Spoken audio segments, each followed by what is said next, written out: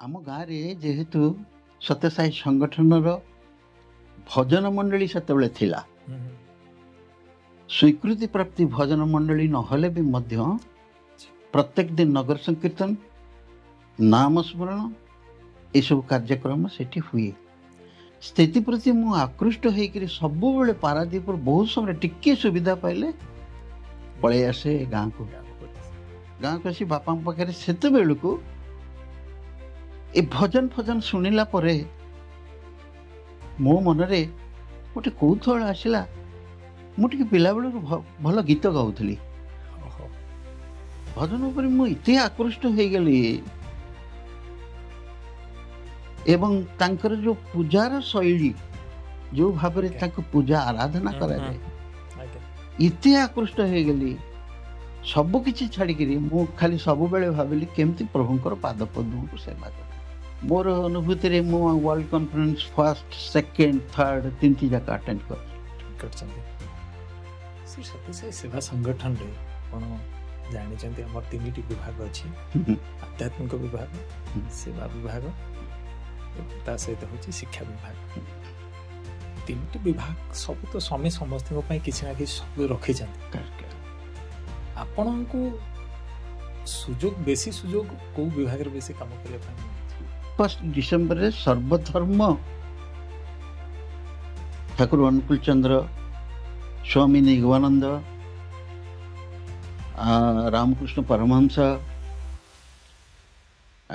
आमर जो दिव्य शिवन संघ मस्जिद मोहनियन जी तापर प्रजापिता ब्रह्म कुमारी समस्त को निमंत्रण करूँ संध्या राति 12टा पर्यंत एवं से टिफिन फिफिन अरेंजमेंट्स कर समस्त खाइबा दो समस्ते आसिक खुशी रे नामस्मरण शुणती एवं भाग नहीं जाती निज निज धर्मर निज निज पैटर्न जिनसटी परिवेशन भी हठात भगवान कहले आज निर्देश देले आज ओडिशा भजन करिवो मंदिर रे एवं पूर्णचंद्र ऑडिटोरियम जो एमाने खोजिले कुआड़ गला विधान कुआड़ गला टाक ताकू मु दौड़ी कहली स्वामी कहले जाकि भजन करने जा भजन तू जा दीन दयाला श्री साई रामा जगतोद्धारा प्रशांति रामा मतंग वदना आनंद सदना मातंग वदना आनंद सदना प्रसार कार्यक्रम प्रचार करने उद्देश्य आम नुहे प्रसार भगवान सत्यसाई से जानतु पृथ्वी रे एमती जड़े शक्ति अच्छी जे कि सबु किसी दायित्व नहीं पारे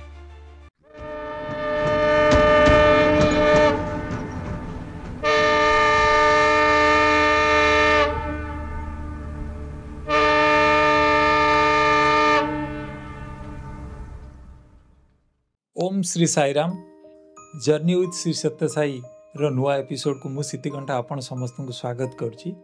आज जे हमर अतिथि से वृत्तिगत स्तर रे पारादीप पोर्ट रु जड़े रिटायर्ड आर्किटेक्ट एवं सांगठनिक स्तर रे जड़े भजन प्रेमी भक्त तत्सहित पारादीप समितिर कन्वेनर एवं यहाँ पर जगतसिंहपुर डिस्ट्रिक्ट स्पिरिचुअल कोऑर्डिनेटर भाव कार्य तुलाई सारी सी आउ कई नुहति आम समस्तंकर अति प्रिय इंजीनियर विधान चंद्र मिश्र मौसा पूज्य मौसा साई जननी मंदिर एवं स्टेट हाउसिंग प्रोजेक्ट भली अनेक गुड़ी राज्य संगठन रे डिजाइन दे सारी तेबे चलतु शुणा भगवान श्री सत्यसाई बाबा सहित तांकर यात्रा केमती थिला। साईराम मौसा जर्नी विथ साईरा नुआ एपिसोड को आपको स्वागत। यही कार्यक्रम को आगू बढ़ेवा ता पूर्व टिके स्वामी को प्रे करवा तापर कार्यक्रम को आगू बढ़वा।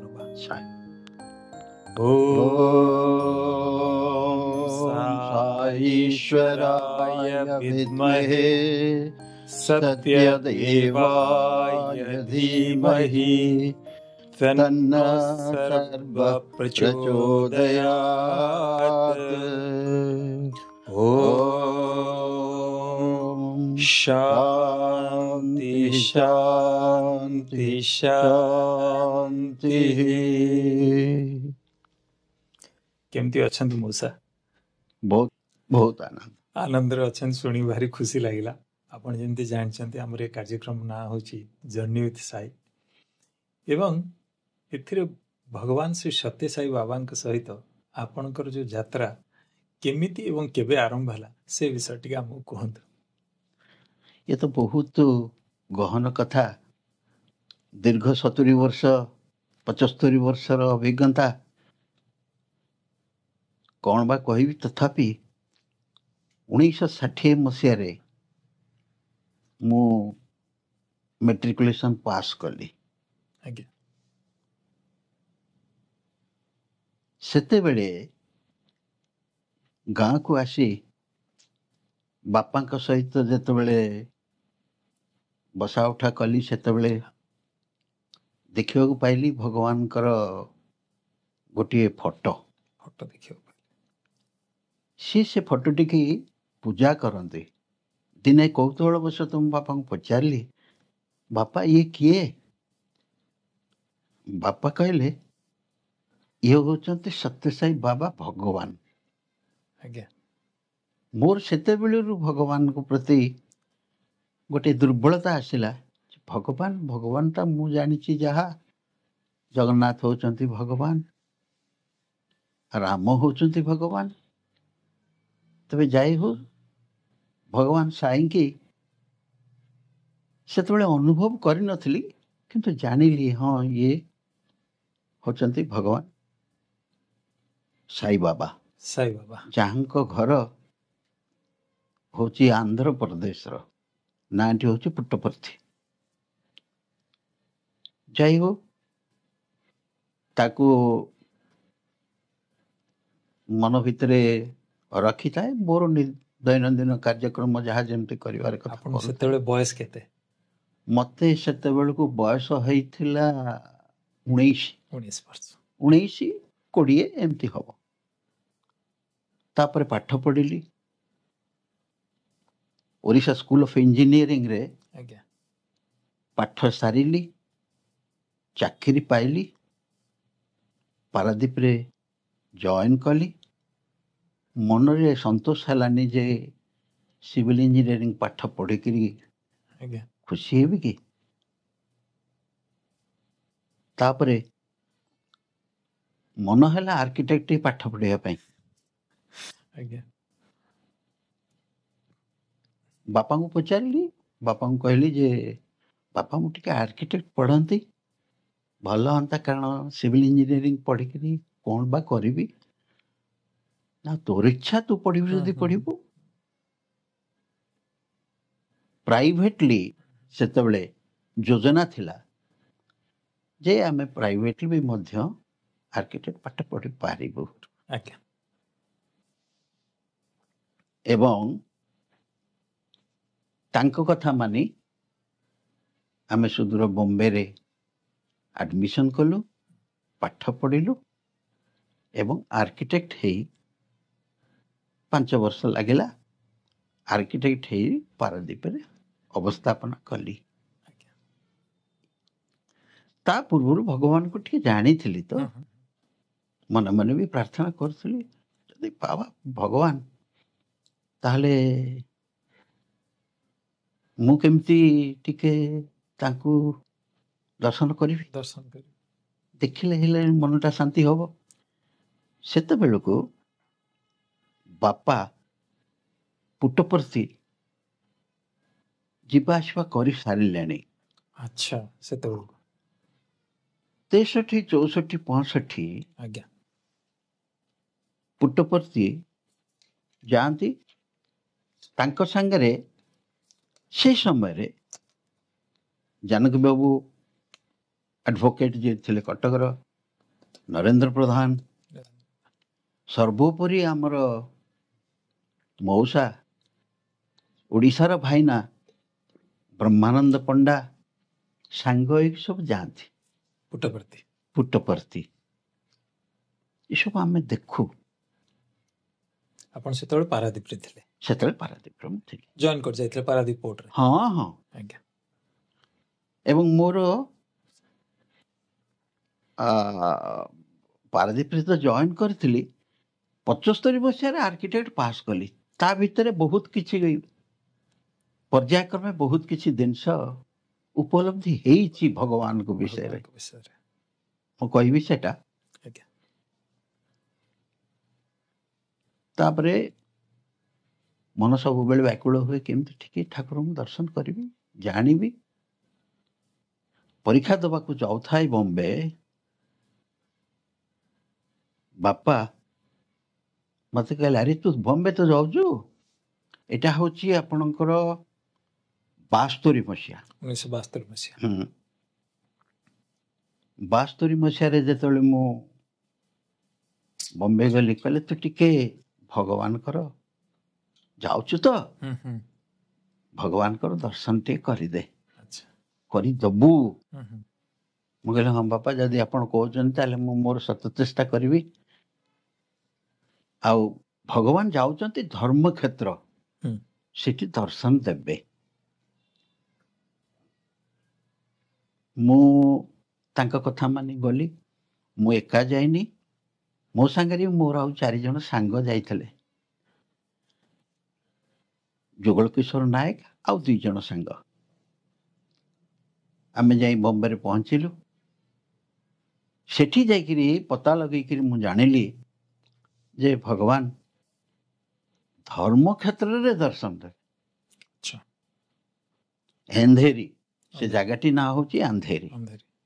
ଆମେ ରହୁଥିଲୁ ତା ନିକଟରେ ବାନ୍ଦ୍ରା ବୋଲିକିରି ଗୋଟେ ଜାଗା ଅଛି। ସକାଳ ଭଗବାନ ଆସିବେ ବୋଲିକିରି ମୁଁ ଜାଣିଛି। ମୁଁ ବାହାରିଲି ଭଗବାନଙ୍କର ଦର୍ଶନ କରିବା ପାଇଁ। ଦର୍ଶନ ସାରି ଆସି ପହଞ୍ଚିଲି ଧର୍ମକ୍ଷେତ୍ରରେ। ଧର୍ମକ୍ଷେତ୍ରରେ ପହଞ୍ଚିଲା ବେଳେ ଭଗବାନ ଆସି ଦର୍ଶନ ଦେଇକିରି ପଳେଇ ଯାଇଛନ୍ତି। ମନ ବହୁତ ଦୁଃଖ ହେଲା। ତାପରେ ଧର୍ମକ୍ଷେତ୍ରରେ ଯିଏ ସେକ୍ରେଟାରୀ ମହୋଦୟ, ତାଙ୍କ ପାଖକୁ ଗଲି, ତାଙ୍କୁ ପଚାରିଲି ଯେ I want to have the darshan of Swami. Oh, you are from? I am from Orissa. हाँ ठीक है, इसमें कोई बात नहीं है, आप जाइए पटेल स्टेडियम, शाम को भगवान ने दर्शन देगा उधर। भगवान दर्शन संध्या बेले होगा। फेरी आसिली खाना पीना करिकरी सेटो मो सांग मानू कहली मु जाउची पटेल स्टेडियम, आपण माने जदि मो संगे आसबे आसंतो ना, आपण माने तुम्हें जा, तुम्हें तो पास कर जो, आमे फेल ले हो किछि नहीं, सार्कास्टिकली कहंती। तो मु कहली नहीं, दुख करिवार नहीं, मो संगे आस, जदि देखिया प्रभुंकर अपार करुणा। धर्मक्षेत्र रे पहुंचिलु, ए पटेल स्टेडियम रे पहुंचिलु। स्टेडियम फील्ड रे हजार हजार लक्ष लक्ष लोक बसथांती। आमे भी जो गैंग रे भगवान आसबे साइड रे बसछु, हाथ जोड़ी बसछु। प्रभु आसिले, गैलरी रु पछपटू उठिकिरी जेतेबेला आसे सूर्योदय रो जो दृश्य, सेई दृश्य मु अनुभव कली। अंतत पक्षे मु भाबिली, जानिलेली ये होचंती प्रकृत भगवान। गैंग सब सूर्यंक किरण अनुसार गैंग सब तैयारी थे, से गैंग रे से धीरे धीरे आसिले, किंतु अनति दूररू सेठू आशीर्वाद करके पड़े गले। भगवान को पाइले बहुत आखि पूरी देखंती बोलिकिरी मन जो हुए सेटा भूल। भगवान को पाइला मात्रे के, प्रभु को देखला मात्रे के मो आखिटी बंद हो गला। आज्ञा आखिटी बंद हो गला, तार अर्थ भगवान कर इंगित है, तो तू जहाँ नबार कथा मुझे तो देदेली, तू नहीं कि जा। घर को आसिली, पछा को आसिली। सेई वर्ष मु आसिली, मु पास करी गली। आ मोर 3टी सांगंकर बैक पेपर टिके रही गला। जाय हो से माने किछि दिन पर क्लियर करले। ଏଇ ମତେ ମୁଁ ଭଗବାନଙ୍କର ଦର୍ଶନ ପାଇଛି। ଦର୍ଶନ ପାଇଲେ, ବାଃ ସୁନ୍ଦର ଅନୁଭୂତି। ଭଗବାନଙ୍କର ବ୍ଲେସିଂସ୍ ମାନେ ଆପଣଙ୍କର ଆଗକୁ କ'ଣ ହବ ଏମିତି ଜାଣିନୁ, କିନ୍ତୁ ଭଗବାନଙ୍କର ପ୍ରଥମ ଦର୍ଶନ ସେ ଦିବ୍ୟ କୃପା ଆପଣଙ୍କୁ ଲାଭ ହେଲା। ତା ସହିତ ଆପଣଙ୍କ ସହିତ ଆପଣଙ୍କ ସାଙ୍ଗମାନେ ତାଙ୍କର କେତେ ବିଶ୍ୱାସ ଥିଲା, ଯେମିତି ଆପଣ କହିଲେ କ'ଣ ନଥିଲା, ସେମାନେ ବି ଆପଣଙ୍କ ସହିତ ଗଲେ ପ୍ରଭୁଙ୍କ ଦର୍ଶନ କରିଲେ। ପ୍ରଭୁ ଯାହାକୁ ଦର୍ଶନ ଦେବା କଥା ତାଙ୍କୁ ଦେଲେ, ଯାହାକୁ ସିଏ ଚାହୁଁଛନ୍ତି ସମସ୍ତଙ୍କୁ ଗୋଟେ ଗୋଟେ ସିଙ୍କ୍ରୋନାଇଜ୍ ୱେରେ ନେଇକି ଗଲେ, ଦର୍ଶନ କରିଲେ। ଖୁବ୍ ସୁନ୍ଦର ଅନୁଭୂତି ମଉସା। ଭଗବାନଙ୍କୁ ପ୍ରଥମ ଦର୍ଶନର ଯେଉଁ ଅନୁଭୂତି ଆପଣଙ୍କର ଥିଲା ମାନେ ରହିଲା, ଫାଷ୍ଟ ଆପଣ କହିଲେ ମାନେ ସୂର୍ଯ୍ୟ ଯେମିତି ଭଗବାନଙ୍କୁ ମୁଁ ଦେଖୁଛି ମର୍ମେ ମର୍ମେ ଅନୁଭବ କଲେ, ତାଙ୍କ ଦିବ୍ୟତାକୁ ଅନୁଭବ କଲେ, ସେ ଜିନିଷ ତାପରେ ଆପଣ ପୁଣି ପାରାଦୀପ ଫେରି ଆସିଲେ ଏବଂ ଆପଣ ପାସ୍ କରି ଯାଇଥିଲେ ସେତେବେଳେ ଆର୍କିଟେକ୍ଟ। ଆଜ୍ଞା, ଆର୍କିଟେକ୍ଟ ଆପଣ ବି ଆର୍କ ଆପଣ ପାସ୍ କରି ଯାଇଥିଲେ। সেটা অ্যাকচুয়ালি জিডি আর্চ, আচ্ছা, government diploma in architecture. It is at par with BRC degree. BRC degree, ବହୁତ ବଢ଼ିଆ। ଆପଣ ପ୍ରଫେସନାଲ କ୍ୱାଲିଫିକେସନ ବି ହେଲା, ସ୍ୱାମୀଙ୍କ ଦର୍ଶନ ବି ହେଲା ପରେ ମଉସା ଆଉ ଗୋଟେ ମନ ଭିତରକୁ ଆସୁଛି, ଶ୍ରୀ ସତ୍ୟସାଇ ସେବା ସଂଗଠନ ସହିତ ଜଡ଼ିତ ହେବାର ଆପଣଙ୍କୁ ସେ ସୁଯୋଗ କେବେ ସ୍ୱାମୀ ଦେଲେ? ହଁ, ବହୁତ ସୁନ୍ଦର ପ୍ରଶ୍ନ। ଆମ ଗାଁରେ ଯେହେତୁ ସତ୍ୟସାଇ ସଂଗଠନର ଭଜନ ମଣ୍ଡଳୀ ସେତେବେଳେ ଥିଲା, ସ୍ୱୀକୃତି ପ୍ରାପ୍ତି ଭଜନ ମଣ୍ଡଳୀ ନହେଲେ ବି ମଧ୍ୟ ପ୍ରତ୍ୟେକ ଦିନ ନଗର ସଂକୀର୍ତ୍ତନ, ନାମ ସ୍ମରଣ ଏସବୁ କାର୍ଯ୍ୟକ୍ରମ ସେଠି ହୁଏ। ସେଥିପ୍ରତି ମୁଁ ଆକୃଷ୍ଟ ହେଇକରି ସବୁବେଳେ ପାରାଦୀପର ବହୁତ ସମୟରେ ଟିକେ ସୁବିଧା ପାଇଲେ ପଳେଇ ଆସେ ଗାଁକୁ। ଗାଁକୁ ଆସି ବାପାଙ୍କ ପାଖରେ ସେତେବେଳକୁ ଏ ଭଜନ ଫଜନ ଶୁଣିଲା ପରେ ମୋ ମନରେ ଗୋଟେ କୌତୂହଳ ଆସିଲା। ମୁଁ ଟିକେ ପିଲାବେଳରୁ ଭଲ ଗୀତ ଗାଉଥିଲି, ଭଜନ ଉପରେ ମୁଁ ଏତେ ଆକୃଷ୍ଟ ହେଇଗଲି ଏବଂ ତାଙ୍କର ଯେଉଁ ପୂଜାର ଶୈଳୀ, ଯେଉଁ ଭାବରେ ତାଙ୍କୁ ପୂଜା ଆରାଧନା କରାଯାଏ, ଏତେ ଆକୃଷ୍ଟ ହେଇଗଲି। ସବୁ କିଛି ଛାଡ଼ିକିରି ମୁଁ ଖାଲି ସବୁବେଳେ ଭାବିଲି କେମିତି ପ୍ରଭୁଙ୍କର ପାଦ ପଦ୍ମକୁ ସେବା କରିବି, ପୂଜା କେମିତି କରିବି ଏବଂ ଭଜନ କେମିତି ଗାଇବି। ଯେହେତୁ ଦେଖିଲି ସୁନାଖଣ୍ଡରେ ବାପା କହିଲେ, ଆରେ ତୁମେ ପାରାଦୀପରେ କାହିଁକି ଗୋଟେ ୟୁନିଟ୍ କରିନ? ସେତେବେଳକୁ ପାରାଦୀପରେ 65 ମସିହା କଥା କହୁଛି, ଘରେ ଘରେ ଭଜନ ହେଉଥିଲା। ପାରାଦୀପରେ ଘରେ ଘରେ ଯେହେତୁ ଭଜନ ହେଉଥିଲା, ଆମେ ବୁଲି ବୁଲି ପ୍ରାର୍ଥନା କରୁଥିଲୁ। ସେତେବେଳେ ସଂଗଠନ କ'ଣ ବୋଲିକିରି ଅନୁଭବ କରି ହେଉନଥିଲା। ଆମେ ଭାବୁଥିଲୁ ଇଏ ଗୋଟେ ସଂଗଠନ, ହରେ କୃଷ୍ଣ କୃଷ୍ଣ କୃଷ୍ଣ ହରେ ହରେ କରିକିରି ସରିଯିବ। ସକାଳୁ ନଗର ସଂକୀର୍ତ୍ତନ କରୁଥିଲୁ, ଉଠୁଥିଲୁ, କିନ୍ତୁ ଆମ ସାଙ୍ଗରେ ଜଣେ ଥିଲେ ଗୋବିନ୍ଦ ରଥ ବୋଲିକିରି, ଆଗରେ ସିଏ ଭଜନ ଗାଇ ଗାଇକିରି ଦୌଡ଼ିକିରି ଯିବ, ଆମେ ତାଙ୍କ ପଛରେ ଦୌଡ଼ୁଥିବୁ, ହରେ ହରି ବୋଲ ହରି ବୋଲ ଭାଇରେ, ଏଇ ଟାଇପ୍ର କହୁଥିଲେ। ଯେଉଁଥିରେ ଆମକୁ ଟିକେ ଫେରି ଆସିଲା ବେଳକୁ କହିବେ ଗୋ ହତ୍ୟା ବ୍ରହ୍ମ ହତ୍ୟା ଛାଡ଼ି ନ ପ୍ରଳୟରେ।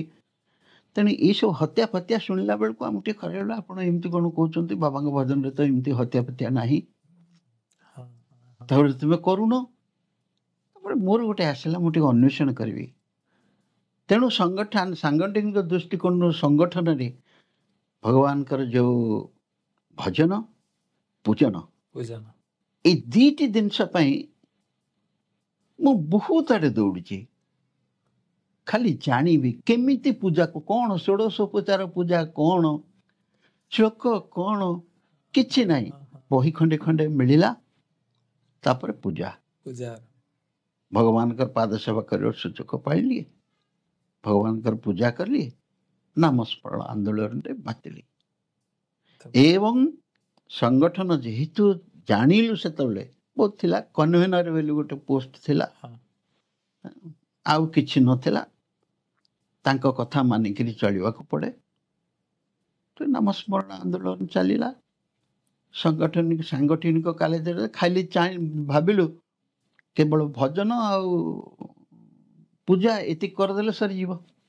ତାପରେ ପରେ ଯେତେବେଳେ ସଂଗଠନରେ ବିଭିନ୍ନ ପ୍ରକାର ଫୋଲ୍ଡ ୱାର୍କସ୍ ଆମେ ଦେଖିଲୁ, ଆରେ ଏରେ ଭଗବାନଙ୍କର ରାଜ୍ୟରେ ଏତେ ବଡ଼ ବଡ଼ ଜିନିଷ ଅଛି। ପୁଣି ତାପରେ ଆସିଲା ସେବା, ସେବା ସେବା, ଭଜନ ପୂଜନ, ଭଜନ ସେବା। ଏ ତିନୋଟି ଜିନିଷ ମିଶିଲା। ତାପରେ ଧୀରେ ଧୀରେ ଧୀରେ ଧୀରେ ସଂଗଠନରେ ଆମେ ସମ୍ମିଳିତ ହେଲେ, ମାନେ ସଂଶ୍ଳିଷ୍ଟ ହେଇକିରି ସଂଶ୍ଳିଷ୍ଟ ହେଲେ। ଖାଲି ସେତିକି ନୁହେଁ, ସଂଗଠନଟି କଲା ପରେ ଆମ ମନ ଭିତରେ ସବୁବେଳେ ଆସିଲା ଆମେ ତ ଏଇଠି ଗୋଟେ କରୁଛୁ, ଆମେ ସମାଜକୁ କେମିତି ଯିବୁ। ହଁ, ତେଣୁ ଧୀରେ ଧୀରେ ଚେଷ୍ଟା କଲୁ ଆଖପାଖରେ ସବୁ ନାମ ସ୍ମରଣ କରିବା ପାଇଁ ଭଜନ ସେଣ୍ଟର ସବୁ ପାଖାପାଖି କଲୁ। ସିଂତାଳି ସବୁ ନାଁ ଅଛି, ହଁ, ସିଂତାଳି, ବାଲଡିଆ, ଆମର ଅନ୍ତର୍ଜାମୀ ଭାଇ ଗାଁ, ବାଲଡିଆ, ଆପଣଙ୍କର ମଙ୍ଗରାଜପୁର, କଂଗ୍ରେସ କୁଜଙ୍ଗ, ଫୁଲବାଲାରୀ, ବରେଇ, ଯଦୁପୁର, ବସାଖଣି, ଏମିତି ଅନେକ ଭଜନ ସେଣ୍ଟର ସବୁ। ସେଣ୍ଟର ସବୁ। ଏବଂ ମୋର ତ ବହୁତ ଶ୍ରଦ୍ଧା ଭଜନ ପାଇଁ, ବହୁତ ସମୟରେ ମୁଁ ବି ଦୌଡ଼ିକିରି ଯାଏ ଶିଖେଇବା ପାଇଁ। ଶନିବାର ରବିବାର ହେଲେ ଗୋଟିଏ ନୀଳ ବ୍ୟାଗ୍ ଥାଏ, କାନ୍ଧରେ ପଡ଼େ, ତା ଦେହରେ ଥାଏ। ସେତେବେଳକୁ ମୁଁ ଭଜନ ପ୍ରାୟ 20-25ଟି ଖଣ୍ଡେ ଜାଣିଲିଣି। ମୁଁ ଏଇ 20-25ରୁ ଧୀରେ ଧୀରେ ଧୀରେ ଧୀରେ ଧୀରେ ଧୀରେ ଧୀରେ ଧୀରେ ମୁଁ ବିଭିନ୍ନ ସମୟରେ ଖୋଜିକି ଅନ୍ୱେଷଣ କରିକି ପ୍ରଶାନ୍ତିର ଶିଖି ସବୁ କାଲି ତାପରେ ଭଜନ ଶିକ୍ଷା ଦେଲୁ। ଧୀରେ ଧୀରେ ଧୀରେ ଧୀରେ ଏଗୁଡ଼ିକ ସବୁ ଉଠିଲା। ପାରାଦୀପ ସମିତିରେ ପରିଣତ ହେଲା। ଏ ଭଜନ ମଣ୍ଡଳୀ ସ୍ୱୀକୃତି ପାଇଲା। ସୁନାଖଣ୍ଡି ବି ଭଜନ ମଣ୍ଡଳୀ ସ୍ୱୀକୃତି ପାଇଲା। ସେତେବେଳେ ସୁନାଖଣ୍ଡି ସହିତ ବହୁତ, ଆମ ଗାଁ ସହିତ ବହୁତ ସମ୍ପର୍କ ଥାଏ, ବହୁତ ସମ୍ପର୍କ କ୍ଲୋଜ୍। ପାଖାପାଖି ସେଣ୍ଟର ଗୁଡ଼ିକରେ ଆମେ ବୁଲାବୁଲି କରିକି ଏଇ ମତେ ସଂଗଠନର କାର୍ଯ୍ୟକ୍ରମ ଉପରେ ମୋର ସମ୍ପୂର୍ଣ୍ଣ ଧାରଣା ଟିକେ ଆସିଲା। ଖାଲି ସେତିକି ନୁହେଁ, ଭଗବାନଙ୍କର ଅପାର କରୁଣାରୁ ମୁଁ ବି କିଛି ଦିନ କନଭେନର ଥିଲି ସତ୍ୟସାଇ ସେବା ସଂଗଠନର। ତେଣୁ ତାପରେ ପରେ ଧୀରେ ଧୀରେ ଭଗବାନ ସାଂଗଠନିକକୁ ମଜବୁତ କରିବାକୁ ଗଲେ। ଧୀରେ ଧୀରେ ଧୀରେ ଧୀରେ ଏଇ ହେଉଛି ସଂଗଠନର ବାର୍ତ୍ତା। ଏଇ ପ୍ରକାର ନାମସ୍ମରଣ ଆନ୍ଦୋଳନକୁ ପରିବ୍ୟାପ୍ତ କରାଯାଇଛି। ନାମ ପ୍ରବାହର ଗୋଟେ ସୁନ୍ଦର, ମାନେ ଆପଣଙ୍କର ଅନୁଭୂତି ବିଷୟରେ ମୁଁ ଶୁଣିଲି। ଖୁବ ସୁନ୍ଦର ଅନୁଭୂତି। ନାମ ପ୍ରବାହ ସହିତ ନିଜକୁ ଆପଣ ସମ୍ମିଳିତ କରାଇଲେ, ସେଥିରେ ସାମିଲ ହେଲେ, ଶିଖେଇଲେ, ଲୋକଙ୍କୁ ଭଜନ ଶିଖେଇଲେ। ଭଜନ ସେଣ୍ଟର ମାନେ ନୂଆ ନୂଆ ତିଆରି ହେଲା। ସ୍ୱାମୀଙ୍କର ଅନନ୍ୟ କୃପା। ତାପରେ ମୁଁ ମନ ଭିତରକୁ ଗୋଟେ ପ୍ରଶ୍ନ ଆସୁଛି, ଆପଣ ବମ୍ବେରୁ ପ୍ରଥମେ ତ ସ୍ୱାମୀକି ଦର୍ଶନ କଲେ ଫାଷ୍ଟ, ପ୍ରଥମ ପ୍ରଶାନ୍ତି ଯାତ୍ରାର ସୁଯୋଗ କେବେ ମିଳିଲା? ପ୍ରଶାନ୍ତି ଯାତ୍ରା ସିଏ ବି ମଧ୍ୟ ମୋର ଗୋଟେ କୌତୂହଳ।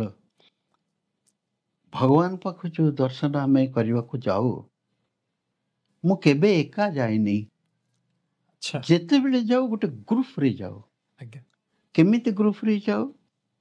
ଗୋଟେ ଗ୍ରୁପରେ 30-40 ଗୋଟେ ଗୋଟେ କମ୍ପାର୍ଟମେଣ୍ଟ ଭିତରେ ଥାଉ। ସେତେବେଳେ ଡାଇରେକ୍ଟ ନଥିଲା, ମିଟର ଗଜ ଥିଲା। ଆମେ ତିରୁପତି ଯାଉ, ତିରୁପତିରୁ ଗୁଣ୍ଟାକଲ ଦେଇକିରି ଧର୍ମାବରମରେ ଓହ୍ଲଉ, ଧର୍ମାବରମରୁ ବସରେ ଯାଇକିରି ପହଞ୍ଚନ୍ତି। ଗୋଟେ ଗ୍ରୁପ ହେଇକିରି ଯାଉ ସମସ୍ତେ। ତ ସେଠି ପହଞ୍ଚିଲା ପରେ ସଂଗଠନରେ ଆମେ ତ ମୁଁ ଭାବୁଥିଲି ଭଜନ ଆଉ ପୂଜା କରିଦେଲେ ଭଗବାନଙ୍କୁ ସହଜରେ ଧରି ହେଇଯିବ।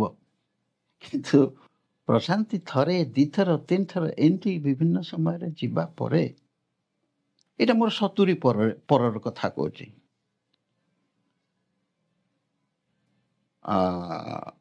ଅନୁଭବ କଲି ଯେ ପ୍ରକୃତ ନାମ ସ୍ମରଣ ଆଉ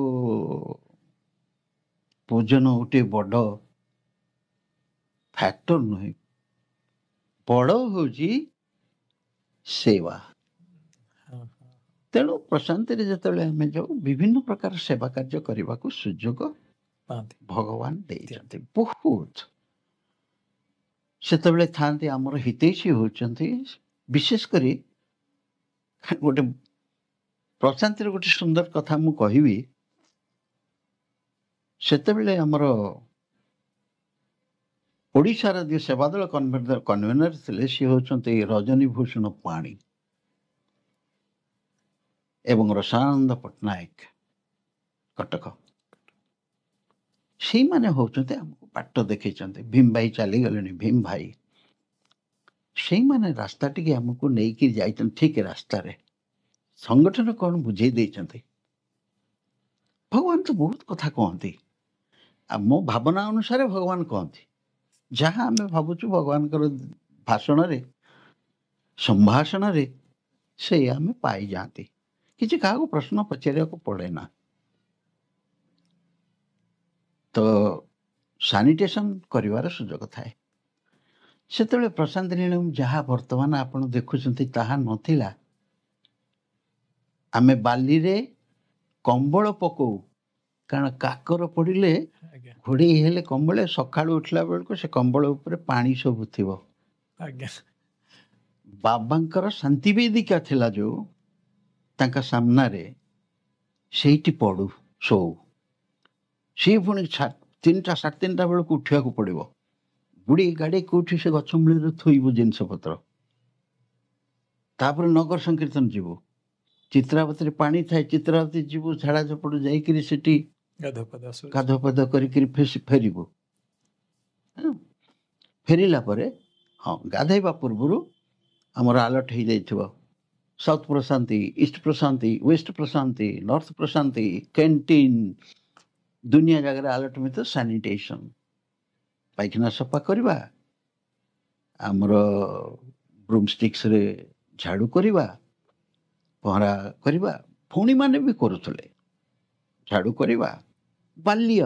ବାଲିକି ଝାଡ଼ୁ କରିକି ସୁନ୍ଦର ଏକଦମ ଟିପ୍ ଟପ୍। ଭଗବାନ ସେଥିପାଇଁ ଓଡ଼ିଶାକୁ ଏତେ ଭଲ ପାଆନ୍ତି, ଏତେ ଭଲ ପାଆନ୍ତି, ସେତେବେଳଠୁ ବି ଭଲ ପାଉଥିଲେ। ଆଜ୍ଞା ସେବା କରିବାର କଥା ମୋର କାଲି ଭଳିଆ ମନେ ପଡ଼ିଯାଉଛି। ଭଗବାନ ଯେତେବେଳେ round building, Sathya Sai institute of higher medical science 88ରେ ତିଆରି ଆରମ୍ଭ କରିବା ପାଇଁ ଜଙ୍ଗଲ ସଫା କରୁଥିଲେ, ଆମକୁ ସବୁ ଟ୍ରକରେ ନେଇଯାଉଥିଲେ। ଆମେ ସେଠି ସବୁ ତାକୁ ସଫା କରୁ। ଆଚ୍ଛା କଣ୍ଟା ହାତରେ ପଶିଯାଏ, କିଛି ଚିନ୍ତା ହୁଏନି। ଗୋଡ଼ରେ ପଶେ, ହାତରେ ପଶେ। ସବୁ ସଫା କରିଲା ପରେ ଭଗବାନ ବ୍ୟସ୍ତ ହେଇକି ପଳେଇ ଆସନ୍ତି। ମୋ ଛୁଆ କ'ଣ କରୁଛନ୍ତି ମାନେ କହିଲେ ଆପଣଙ୍କୁ ମାନେ ମୋର ନାହିଁ କହି ହେଉନି। True love of thousand mothers. ହଁ, ପଳେଇ ଆସନ୍ତି। ଖାଲି ସେମିତି ଆସନ୍ତିନି, ଆପଲ୍ ପେଡ଼ା ଆସିକିରି ଆମ ସାଙ୍ଗରେ ମିଶିକିରି ସବୁ ଫୋପାଡ଼ନ୍ତି ଆପଲ୍। ଆମେ ଧରୁ ଏମିତି ହାତରେ। ବଡ଼ ପ୍ଲେଇଂ ଗେମ୍ ଖେଳନ୍ତି ଆମ ସାଙ୍ଗରେ। ଆଜ୍ଞା ପଚାରନ୍ତି ତୁମରା ନାମ क्या है? मेरा नाम Thakkar. No it is not Thakkar, it is Thakur. Correction कर दियंती ना, है स्वामी जी ने मेरा नाम दे दिया है ठाकुर ठाकुर ठाकुर ठाकुर। एते ଏଇ ସବୁ ସେବା କାମ ଯେଉଁ ଆମେ କରିଛୁ ବହୁତ। ତା ପାଖାପାଖି ଯେଉଁ କୋତେଚାରୁ ଆପଣଙ୍କର ବାମନପଲ୍ଲୀ ଏସବୁ ଏରିଆକୁ ଆମେ ଡେକୋରେସନରେ ଭାଗ ନେଉ, ଏକ୍ଜିବିସନରେ ଭାଗ ନେଉ। ବିଭିନ୍ନ ପ୍ରକାର ଜିନିଷ ଓଡ଼ିଶା ପାଇଁ ଯେଉଁଗୁଡ଼ାକ ଆମର କରିବା କଥା, ଯେଉଁ ଗେଟ୍ ତିଆରି ହୁଏ, ବିଭିନ୍ନ ୱାର୍ଲଡ କନଫରେନ୍ସ, ମୋର ଅନୁଭୂତିରେ ମୁଁ world conference 1st, 2nd, 3rd 3ଟି ଯାକ ଆଟେଣ୍ଡ କରିଛନ୍ତି। ହେଲା ଏଇ ହେଉଛି ପ୍ରଶାନ୍ତି ନୀଳମ୍ବର ଆପଣଙ୍କର ଯାତ୍ରା, ଭଗବାନଙ୍କର ଦର୍ଶନ କୃପା। ଭଗବାନଙ୍କର ଦର୍ଶନ, ସେବାର ସୁଯୋଗ ଏବଂ ବିଭିନ୍ନ ପ୍ରକାର ଯେଉଁ ଆକ୍ଟିଭିଟିଜ୍, ଲାଇକ୍ ଆମର ସେବା ଆକ୍ଟିଭିଟି ହେଲା, ଆଧ୍ୟାତ୍ମିକ, ସେଥିରେ ଆପଣ ପାର୍ଟିସିପେଟ୍ କରିବାର ସୁଯୋଗ ଆପଣଙ୍କୁ ସେଠି ମଧ୍ୟ ସେ ସୁଯୋଗ ମଧ୍ୟ ଆପଣ ଦେଇଛନ୍ତି। ଯେମିତି ମୂଷା ଏଇ ଯେଉଁ ଏକ୍ସପିରିଏନ୍ସ, ସେଇ ଏକ୍ସପିରିଏନ୍ସ ସହିତ ଆଉ 2-3ଟି ଜିନିଷ ମନକୁ ଆସୁଛି। ଶ୍ରୀ ସତ୍ୟସାଇ ସେବା ସଂଗଠନରେ ଆପଣ ଜାଣିଛନ୍ତି ଆମର 3ଟି ବିଭାଗ ଅଛି, ଆଧ୍ୟାତ୍ମିକ ବିଭାଗ, ସେବା ବିଭାଗ ଏବଂ ତା ସହିତ ହେଉଛି ଶିକ୍ଷା ବିଭାଗ। ତିନିଟି ବିଭାଗ ସବୁ ତ ସ୍ୱାମୀ ସମସ୍ତଙ୍କ ପାଇଁ କିଛି ନା କିଛି ସବୁ ରଖିଛନ୍ତି। ଆପଣଙ୍କୁ ବେଶୀ ସୁଯୋଗ କୋଉ ବିଭାଗରେ ବେଶୀ କାମ କରିବା ପାଇଁ ମିଳିଛି? ମୋର ପ୍ରିଲିମିନାରୀ ସାଧନା ହିସାବରେ ମୁଁ ନେଇଥିଲି ନାମସ୍ମରଣ ପାଦ ସେବନ। ଆଜ୍ଞା। କାରଣ ନାମସ୍ମରଣ ଭଗବାନଙ୍କର ଯୋଉ ଭଜନ, ପ୍ରାର୍ଥନା, ସୁପ୍ରଭାତମ, यार ଏତେ ଶକ୍ତି। ମୁଁ ଜାଣିବାରେ ମୋ ଭଜନ ଶୁଣିକିରି ଆମ ସମିତିକି ବି ବହୁ ଲୋକ ଆସିଛନ୍ତି। କେତେ ସୁନ୍ଦର ଭଜନ ହଉଛି, ଏତେ ସୁନ୍ଦର ଭଜନ ହଉଛି।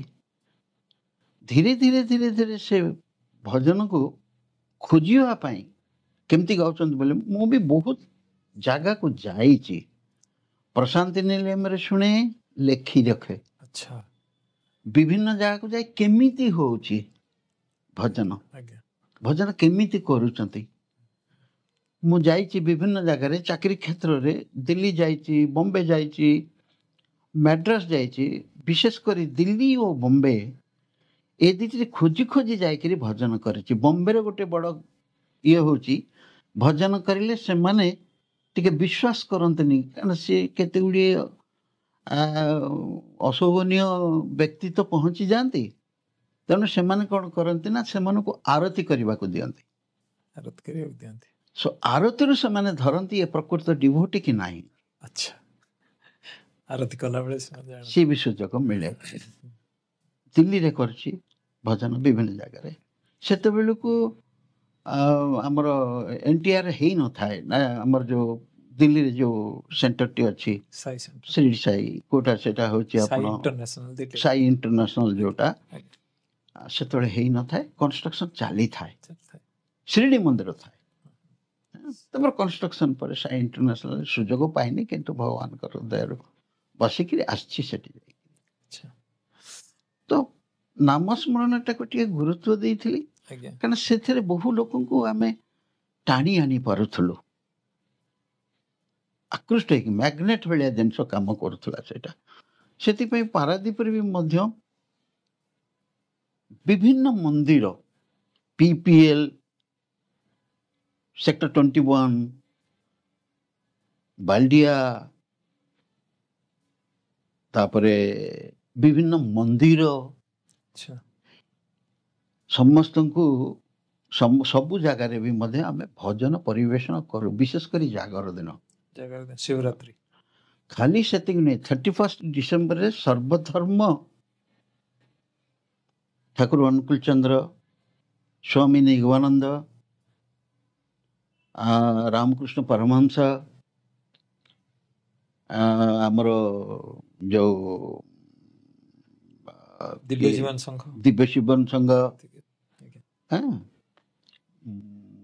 ମସଜିଦ ମହାବଣିଆଞ୍ଜେ, ତାପରେ ପ୍ରଜାପିତା ବ୍ରହ୍ମକୁମାରୀ, ସମସ୍ତଙ୍କୁ ନିମନ୍ତ୍ରଣ କରୁ ସନ୍ଧ୍ୟାରୁ ରାତି 12ଟା ପର୍ଯ୍ୟନ୍ତ। ଏବଂ ସେଥିପାଇଁ ଟିକେ ଟିଫିନ୍ ଫିଫିନ୍ର ଆରେଞ୍ଜମେଣ୍ଟସ୍ କରୁ, ସମସ୍ତଙ୍କୁ ଖାଇବାକୁ ଦଉ। ସମସ୍ତେ ଆସିକିରି ଖୁସିରେ ନାମସ୍ମରଣ ଶୁଣନ୍ତି ଏବଂ ଭାଗ ନେଇକି ଯାଆନ୍ତି। ନିଜ ନିଜ ଧର୍ମର, ନିଜ ନିଜ ପ୍ୟାଟର୍ନର ଜିନିଷଟି ପରିବେଷଣ ବି ମଧ୍ୟ କରନ୍ତି। ବହୁତ ସୁନ୍ଦର। ଏବଂ ସମସ୍ତେ ଭଗବାନଙ୍କୁ ଭାରି ଭଲ ପାଆନ୍ତି, ସମସ୍ତେ। କୋରୋନା ବୃତ୍ତି କରିକିରି ପ୍ରୁଫ୍ କରିବେ ସେଇ ହିଁ ଆଲ୍ଲାହ। ତେଣୁ ସମସ୍ତେ କହିବେ ହିଁ ରାମକୃଷ୍ଣ। ତ ଆଧ୍ୟାତ୍ମିକ ବିଭାଗରେ ଆପଣଙ୍କୁ ପ୍ରଭୁ ସୁଯୋଗ ଦେଲେ ଟିକେ ସେଥିରେ କାମ କରିବା ପାଇଁ, ବା ତାଙ୍କୁ ଆପଣ ସେବା ପ୍ରଦାନ କଲେ। ଯେଉଁ ଅନୁଭୂତି ଗୁଡ଼ିକ ଆପଣ କହିଲେ, ରଖିଲେ, ସେ ଅନୁଭୂତି ବହୁତ ବହୁତ ସୁନ୍ଦର, ମର୍ମସ୍ପର୍ଶୀ ଅନୁଭୂତି ରଖିଲେ। ଆଉ ପୁଟପ୍ରତି ଆପଣ ଯାଇଛନ୍ତି, ସବୁ ସ୍ୱାମୀଙ୍କ ପାଖରେ ସେବାର ସୁଯୋଗ ପାଇଛନ୍ତି। ସ୍ୱାମୀଙ୍କ ପାଖରେ କେବେ ଭଜନ ଗାଇବାର ସୁଯୋଗ ମିଳିଛି? 1974 ମସିହା आमे जाइथाउ भगवान को दर्शन करिया पई पानी भाई नाथिले सेतबेले हठात भगवान कहले आज आज निर्देश देले आज ओडिशा भजन करिवो मंदिर रे एवं पूर्णचंद्र ऑडिटोरियम जेरो एमाने खोजिले कुआड़ गला विधान कुआड़ गला टाक ताकू हम सेतबेले मते बयस ही थाई पथे 30-35 एमती कमा 30-35 हाँ सेमती हबो कि आप टिके बेसी हबो एमती हेरो मो दौड़ी कर कहली कहले स्वामी कहले जाकि भजन करबा पई जा भजन तू जा बो गली एवं सेतबेले कटकर कुन्नियपा बोलिक जन थिले सी गाउथले पुटपर्ती रहंती सी भी गाउथले हमर ब्रह्मपुर से राम लक्ष्मण भी गाउथले भगवान जो मत सुजोग देथिले गाइबा पई भगवान के सामने रे मु जेतले भजन टी गाइची भजन टी गाइला बेल को आखिटी बंद हो जाइतला मते तापर केते जण कहि चंती when you sing bhajan before God look to his face अपना आखि बंद करथिले मते कहि दै चंती कहले गोटे बड़ भूल कर देली ताले जानी नथिल बाबा खाली मु देखिची मु भजन टी बोलुची बाबा गोटे मंदार फूल 5 पाखुड़िया मंदार फूल नहीं ताको छिड़ेकरी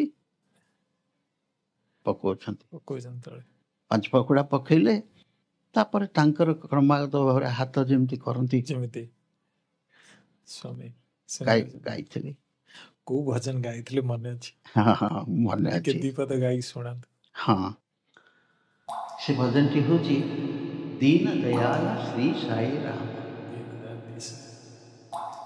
दीन दयाल श्री साई राम जगदोधार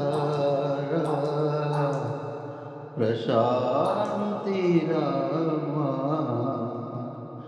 दीन दयाल श्री साई राम जगदोधार प्रशांति राम अनाथ राख्यक आनंद राम प्रभु साई राम आत्मा विराम प्रभु साई राम दीन दयाल श्री साई राम खूब सुंदर दीन दयाल श्री साई राम कि प्रकार अनुभूत थिला निजर भगवान निज सामना रे हाँ हाँ एवं तांकर नाम स्मरण से समय तांको फ्रंट रे होउची अनुभूति आ कौन कहबी से अनुभूति डिस्क्राइब करियो इट इज विदिन केंती गोटे तन्मय माने मु किए कोठी अछि सेटा अनुभव करि पर नथिली सेते बेले निजे हजी जाइथिली हाँ सेटा ठीक प्रकृतरे मो पाटरे भी माने ये जिनस पई किछि भाषा नै मु अनुभव कर परछि कारण जेतले सामना रे निजे भगवान बसछंदी सेते बेले आपण गाउथबे से पूरा अलगा दुनिया रे माने बहुत सुंदर दिव्य अनुभूति मौजा स्वामी को सामना रे भजन गाय की सुनेबा एवं से भजन रे लीन हवा एक चमत्कार दिव्य अनुभूति तापर स्वामी जो फूल को गोटे छिड़ी पकाउथिले खूब सुंदर मुसा माने एते भितरे ये दिव्य कृपा माने स्वामी उजाड़चंदी जा भाषार वर्णना करि हबनी स्वामी को सहित आउ किछि अंतरंग मुहूर्त जहाँ आपनकर मन पड़छि से विषय टी केते ताहि मध्य एक अलौकिक कृपा 1974 मसीह फर्स्ट ऑल इंडिया कॉन्फ्रेंस ରାଜମହେନ୍ଦ୍ରରେ ହେଇଥିଲା, ଭଗବାନ କରିଥିଲେ। ବାବା।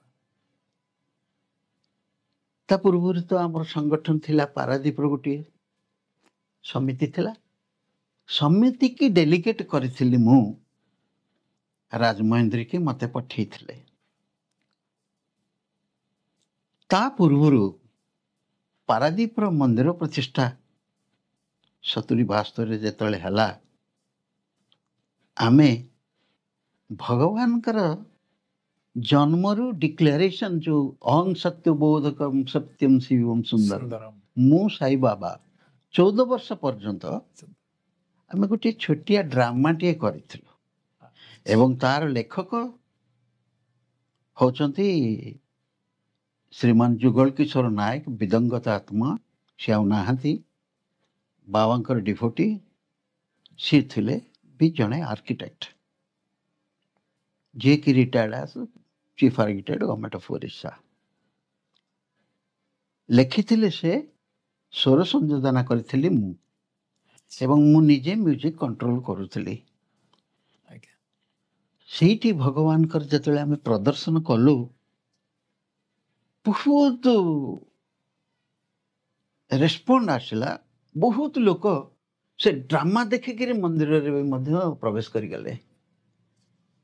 ତାପରେ ଆମେ ଚିନ୍ତା କଲୁ, 2 ଜଣ ଯାକ ପ୍ରଭୁଙ୍କୁ କାହିଁକି ନ ଦେବା ଏଇ ଆଲବମରୁ ଗୋଟିଏ, ତାଙ୍କୁ ଟିକେ ଆଲବମରୁ ଗୋଟିଏ ଅଫର କରିବା। 4ଟି ଆଲବମ୍ ତିଆରି ହେଲା। ବଡ଼ ଭାଇନା ଥିଲେ ବ୍ରହ୍ମାନନ୍ଦ ପଣ୍ଡା, ତାଙ୍କୁ ଗୋଟିଏ ଦେଲୁ, ମୁଁ ଗୋଟିଏ ରଖିଲି ଏବଂ ମୋ ସାଙ୍ଗ ଗୋଟିଏ ରଖିଲା। ପ୍ରଭୁଙ୍କ ପାଇଁ ଗୋଟିଏ ନେଲୁ। ରାଜମହେନ୍ଦ୍ରୀ ଗଲୁ 2 ଜଣ ଯାକ। ସକାଳୁ କନଫରେନ୍ସ ଆରମ୍ଭ ହବ।